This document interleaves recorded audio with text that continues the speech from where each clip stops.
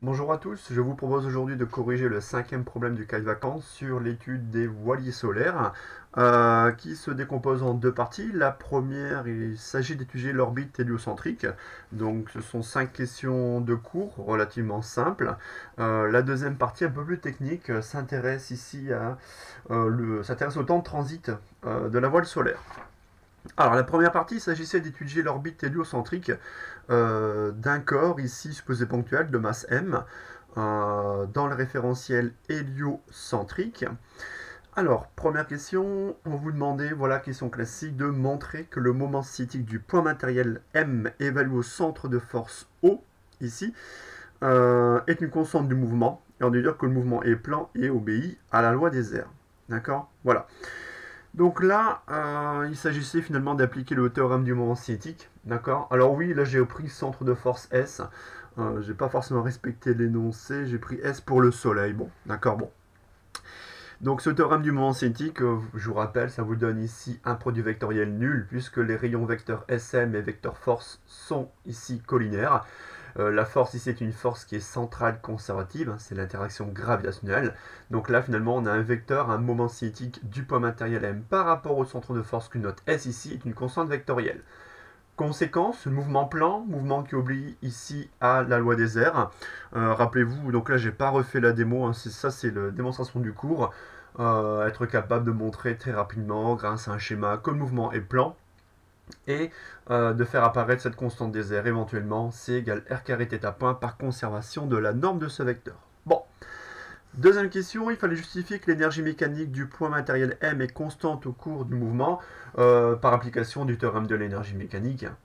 Donc là, je la donne sous la forme de variation élémentaire d'énergie mécanique. Donc D2M égale les travaux élémentaires des forces non conservatives. Ici, il n'y a pas de force non conservative. Donc l'énergie mécanique, elle se conserve au cours du temps. Troisième question, il faut déterminer en appliquant le PFD ici la durée de révolution d'un corps en orbite héliocentrique circulaire de rayon Rm égale 2,3 distance 11 mètres. Donc là, question classique du cours, il s'agit de retrouver indirectement la troisième loi de Kepler. Donc il faut appliquer le PFD sur une orbite circulaire de rayon Rm. Donc masse fois accélération est égale à cette force ici, centrale conservative, moins G, produit des masses, divisé par le rayon ici au carré de l'orbite circulaire, selon ER. Je projette selon ER, simplement. Ce qui m'intéresse uniquement ici, c'est pas forcément montrer que le mouvement est uniforme, mais calculer, estimer la période de révolution. Donc la projection ici, donc accélération selon R. La force ici n'a de composante que selon R. Et là, j'ai effectué une démarche qui est différente du cours. Donc au lieu de réécrire l'accélération sous la forme ici moins v carré sous R, je la laisse comme ceci, en fait. Et regardez, au lieu d'exprimer, voyez, v égale racine de gms sur Rm, donc exprimer la vitesse du corps en orbite circulaire de rayon Rm, puis de repartir à l'expression t égale 2pi Rm sur v, ce qu'on a fait dans le cours et en exo. Là, vous voyez, c'est différent, une approche qui est différente, hein, mais tout aussi bonne que celle du cours. Là, je vais isoler θ point carré de l'équation précédente, donc je simplifie par la masse du corps en question, sachant que depuis θ point carré, en fait, θ point, c'est la vitesse angulaire. Et la vitesse angulaire, θ point, c'est 2pi sur t. θ point, c'est oméga. En fait, le θ point ici qui apparaît, il faut voir comme étant un oméga. Ce sont des radians par seconde. Et θ point, c'est 2pi sur t, élevé au carré. Et ça, c'est le membre de droite. Donc, je simplifie par m, je multiplie par moins 1. J'aurai simplement g ms sur rm carré, sachant que je divise par un rm qui est à gauche, donc divisé par rm cube. Et là, en fait, très rapidement, j'ai la période de révolution t. Donc vous voyez ici un gain de temps par rapport à ce qu'on a pu faire précédemment, où là, une approche différente, où je vais directement avoir l'expression de la période de révolution, t égale 2pi, ouais, racine de rm cube sur gms, et en fait on retrouve t carré sur r cube égale 4pi carré sur gms. On retrouve la troisième loi de Kepler. L'application numérique nous donne 690 jours pour la période de révolution. D'accord? Voilà. Question numéro 3, où là je vous propose une démarche de résolution différente de celle qu'on a l'habitude de faire. Bon, alors, question numéro 4, là cette fois-ci on est dans le cas général, on ne suppose plus la trajectoire circulaire, et montrer que l'équation de mouvement, hein, qui est donnée par une équation différentielle d'ordre 2 en R point point, se réduit ici à une équation qu'on vous donne dans l'énoncé. Donc là, il faudra simplement voilà, se placer dans une trajectoire qui est quelconque et projeter le PF2 selon R. Bah, c'est l'équation précédente où je rajoute ici la composante de l'accélération radiale en R point point. Vous voyez, par rapport au cas d'une trajectoire circulaire, si la trajectoire est quelconque et non plus forcément circulaire, dans l'accélération, je retrouve le terme en R point point. Donc là, je garde l'interaction gravitationnelle, d'accord? Et là, qu'est-ce que je fais finalement? Vous voyez, je vais réexprimer ici le θ point. Le θ point, je vais réexprimer en fonction de la norme du moment cinétique, puisqu'en fait, dans l'équation qu'il me donnait, vous voyez, il y a du L carré qui apparaît. Bon, du L, il y a de fortes chances pour que ce soit la norme du moment cinétique. Donc la norme de ce moment cinétique ici, enfin vectoriellement, c'est mr carré θ point z, d'accord? Ici, le mouvement est plan, hein, on passe en coordonnées polaires, hein, je l'admets directement le résultat.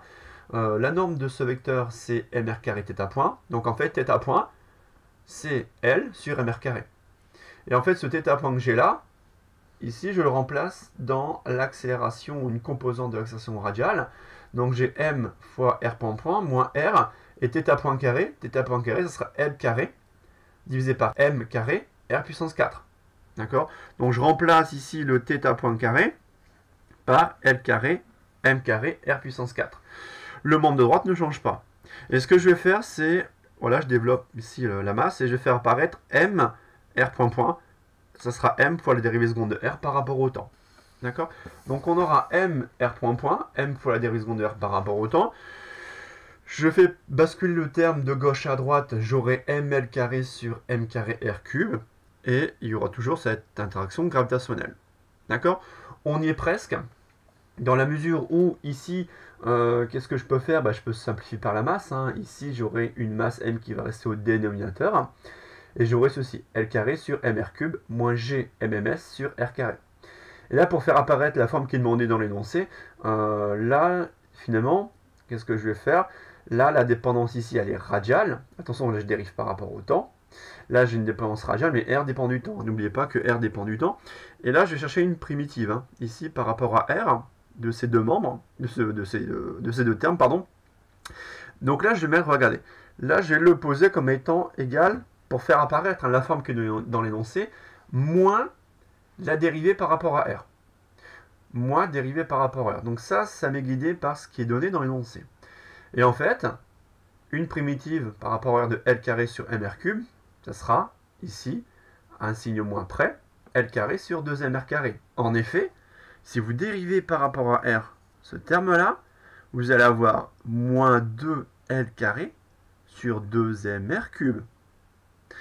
Avec le moins qui est devant, on aura plus 2 ici L carré sur 2mr cube. On retrouve bien ce terme-là. Pareil, quand je dérive par rapport à R ce terme-là, en moins 1 sur R, on aura plus gmms sur r carré. Avec le moins qui est devant, on trouve bien moins gmms sur r carré.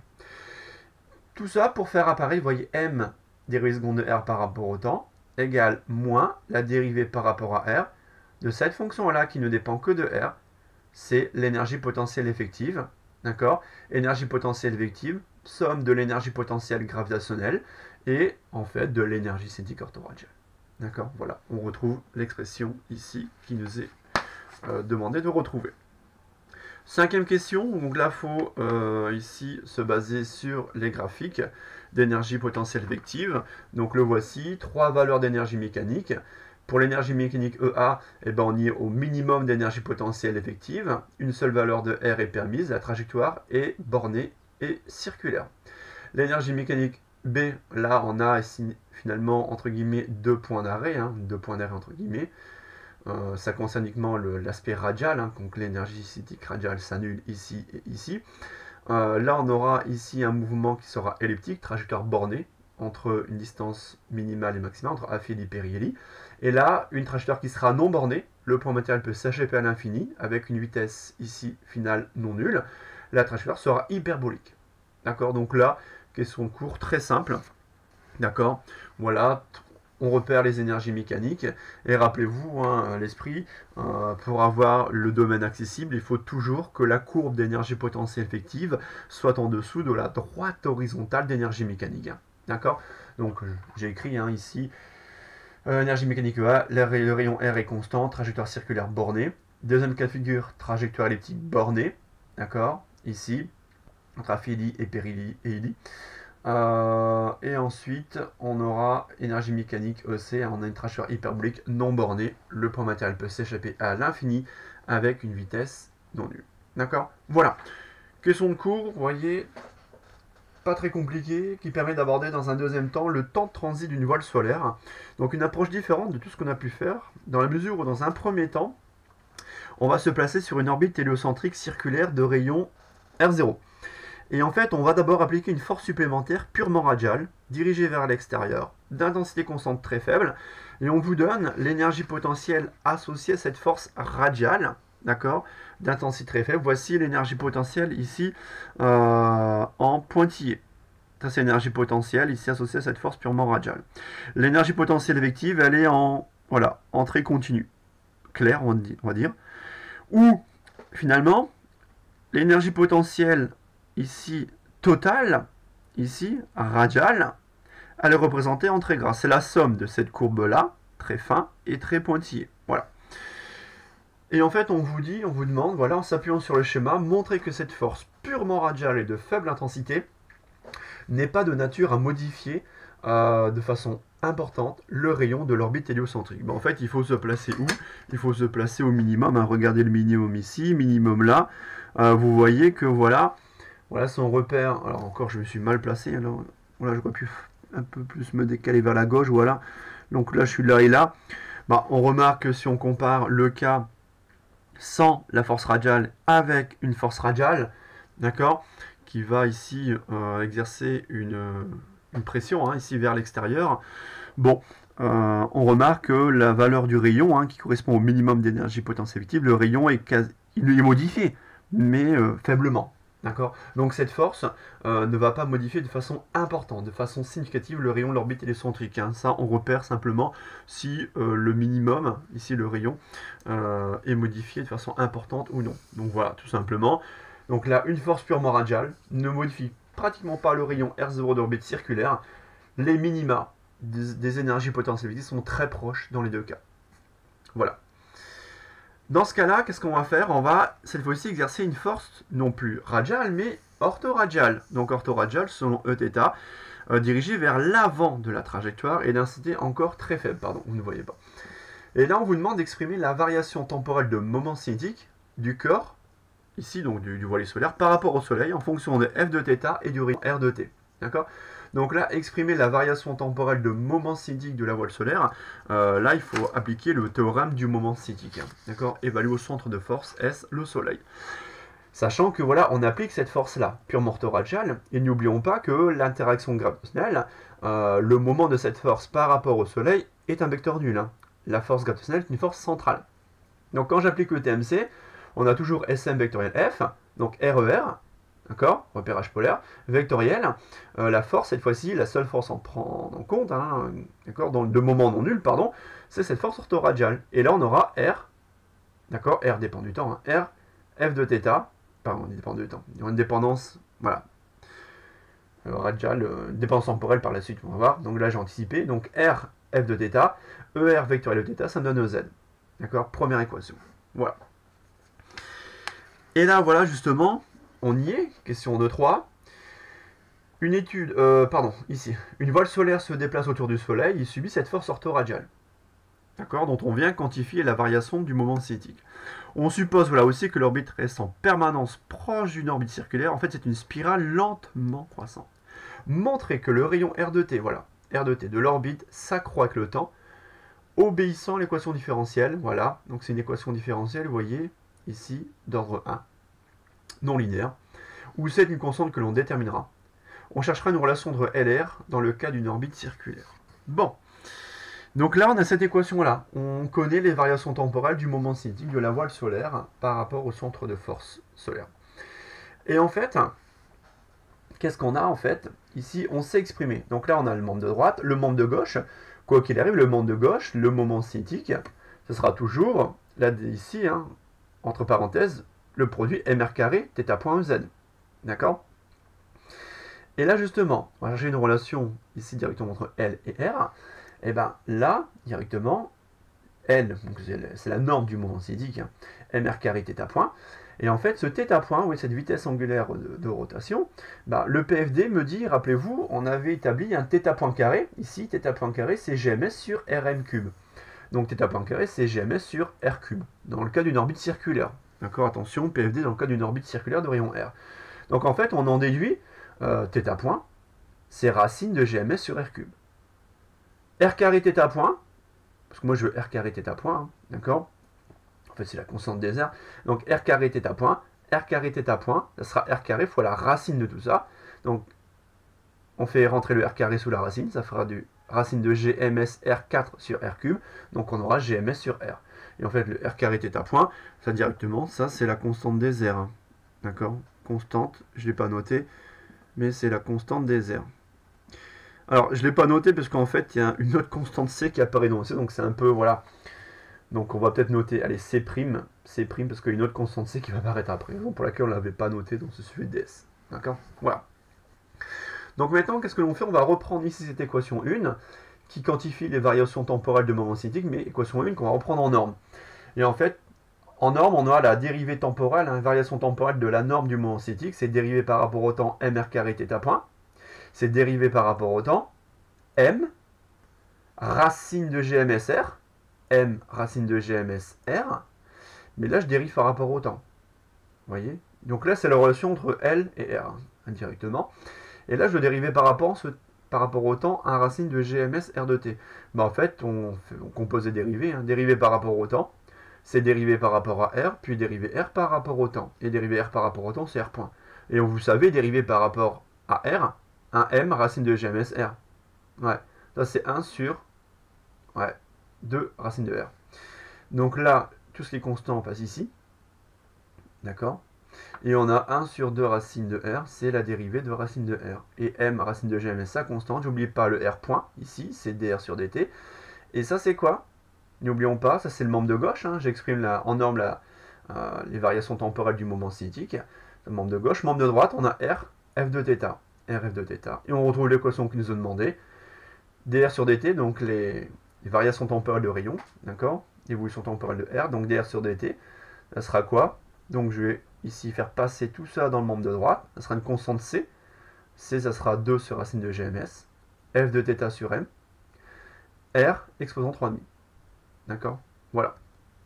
Et après, ben voilà, quasiment tout est fait, puisque on vous donne ensuite une étude plus fine, vous dit que finalement l'équation différentielle, ce n'est pas celle-ci en R exposant 3,5, mais c'est ici avec une constante, directement vous donne ici A sur racine de R, R carré, avec la valeur de A en fait. Hein. D'accord, donc vous donne ici la valeur de A, dans l'étude ici un peu plus fine, et on vous dit d'intégrer l'équation précédente et calculer le temps de transit nécessaire pour rallier à la voile solaire l'orbite de Mars en partant de l'orbite terrestre.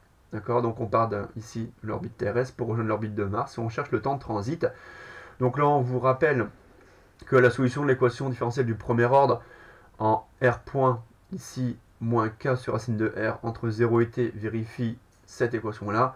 Bon, là vous voyez la solution est directement donnée. Ici, il suffit de réécrire cette solution compte tenu du problème, compte tenu de la constante qui apparaît. Et ben qu'est-ce qu'on aura? Donc M pour Mars, R pour T, pardon, M pour Mars et T pour Terre, je vais y arriver. Donc on aura Rm exposant 3,5 moins RT exposant 3,5 égale 3,5 de C à RT carré. D'accord? Donc ça, le 3,5 ici, ça vient de l'énoncé. La constante K, bah, c'est le C ici qui apparaît. D'accord, c'est ici, d'accord, 2 sur racine de GMS, d'accord, voilà, fois le A c'est Fm sur M, la constante A c'est F de θ sur M, d'accord, voilà, et le RT carré, on va pas oublier le RT carré également qui apparaît dans l'équation différentielle, ok, voilà, et on cherche le temps de transit pour relier l'orbite de la Terre à celle de Mars, d'accord, on isole Tm, voilà, et on trouve ici une durée de 8 ans. Voilà, voilà pour ce problème. ici l'étude de voiliers solaires, donc une étude un peu plus originale sur l'étude de graphique d'énergie potentielle effective et l'estimation du temps de transit d'une voile solaire pour passer d'une orbite terrestre à une orbite ici martienne. Voilà pour moi aujourd'hui sur ce problème, étude des voiliers solaires.